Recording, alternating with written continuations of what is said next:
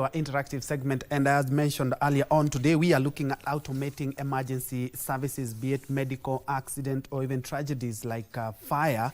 And you bear me witness as a Kenyan that the response time has been wanting. Not one, not twice we've seen fire brigade being pelted with stones by Kenyans because they have arrived hours after the fire has really decimated everything. And at the helm of Matters Emergency, allow me to introduce Daniele Motian, who is the founder and CEO of Resqpal. Resqpal, yeah. Resqpal Limited. And you have been on this space for a number of years. Yeah. And maybe just to give an insight of what exactly you do is that it's an emergency response platform that seeks to improve access to critical emergency services through digital innovation. And without further ado, allow me to welcome Danielle. Karibu sana to the program. Thank you so much. Where do we begin? What is the state of emergency responses in Kenya? I just mentioned that we have seen places where the fire brigade arrives hours after the fire has already consumed everything. So to start with, everyone I interact with, I first start with the data that we gathered as Resqpal. Because one thing I understand is we will not solve the problem with the same tools. We have to approach it from a different angle. And for us, we did a visibility study, and this is totally independent from any other body. And from our own analysis, we found out that 97% of Kenyans would not call for an emergency responder because most Kenyans don't prepare for emergencies at all. Percent of the 3% are very sure if they call for emergency responder, they would actually get the service they require. And you look at the background of those individuals, they tend to be influential people or people with good positions at work. So you're left with majority of Kenyans wondering what they should do. We are not prepared, we are not equipped, we are not guided in how to handle emergencies any given time. Be it choking, be it now it's a school burning down. The individuals themselves are not prepared. And you find 90% of the time, actually 90 to 95% of the time, casualties and the people surrounding the casualty, the first people with the casualties, do not know what to do.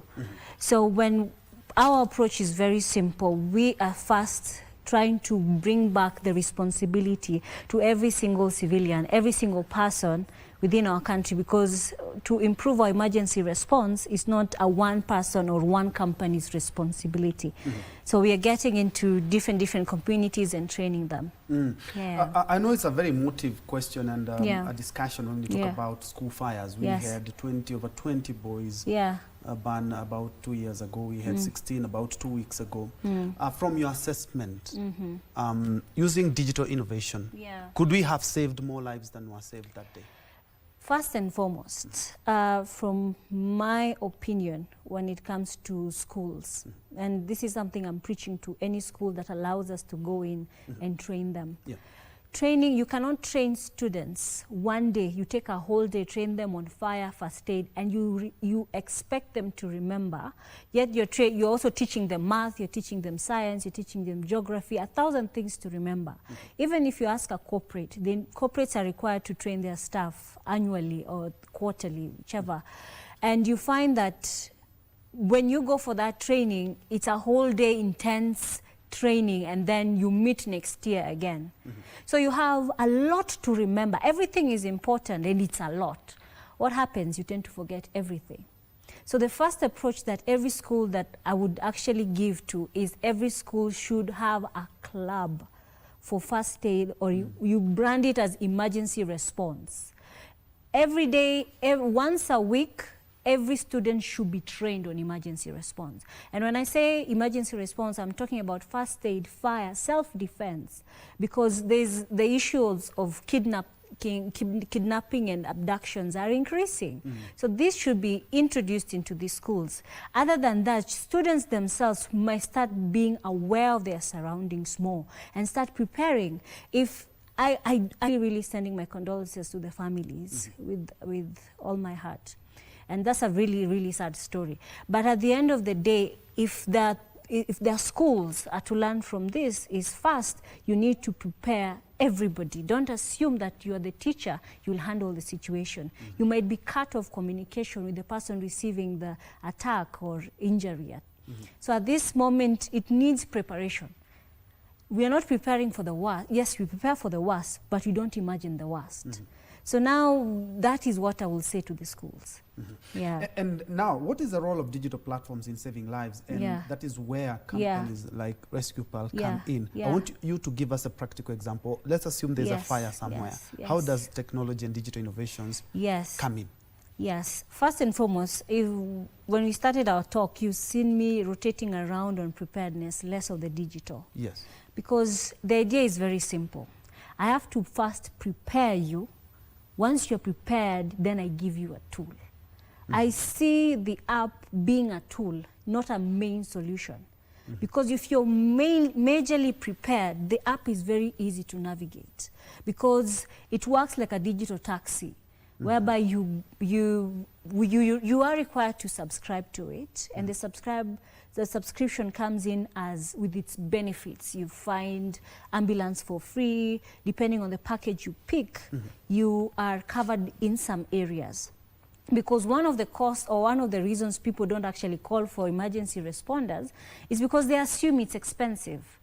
And it's an emergency. It emerges, it ambushes you. And if you look at the statistics, 2% of the population are insured.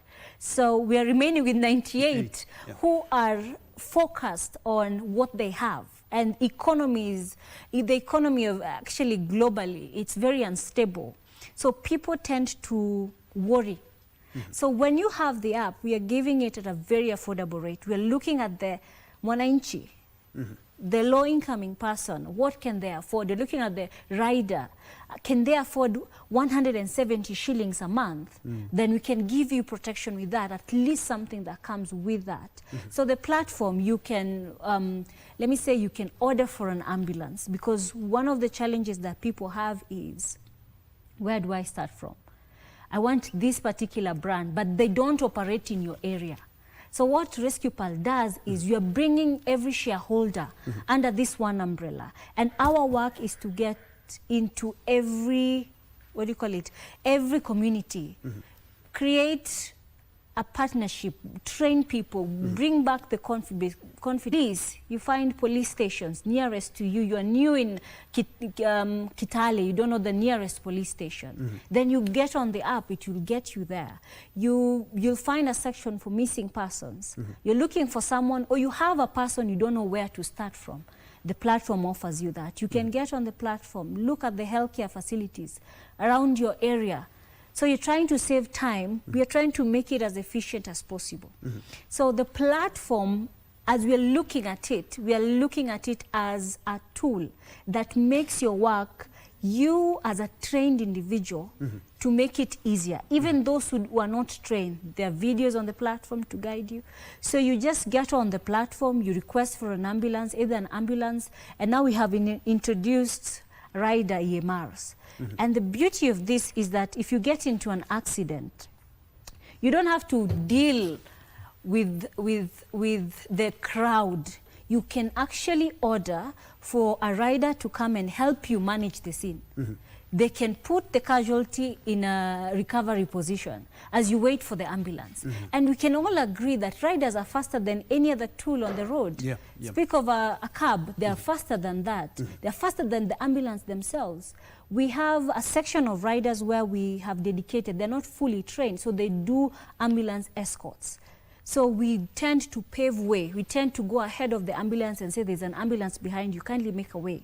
So these small things that will enable both the responders that you are aware of, name them, we are talking and working together with them. And how do you ensure that, you know, you gave a practical example, like more or less like ordering on Uber, for example. Yes.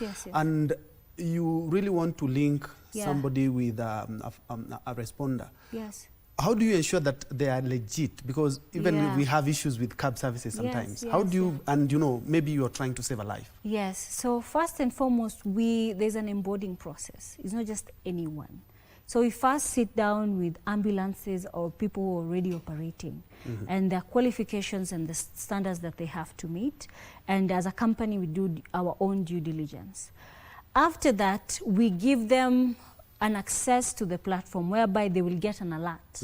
And once they get an alert and we have secured payment for the responders, because that's another issue that responders have. We are responding, who's going to pay us? So we have secured payment for them.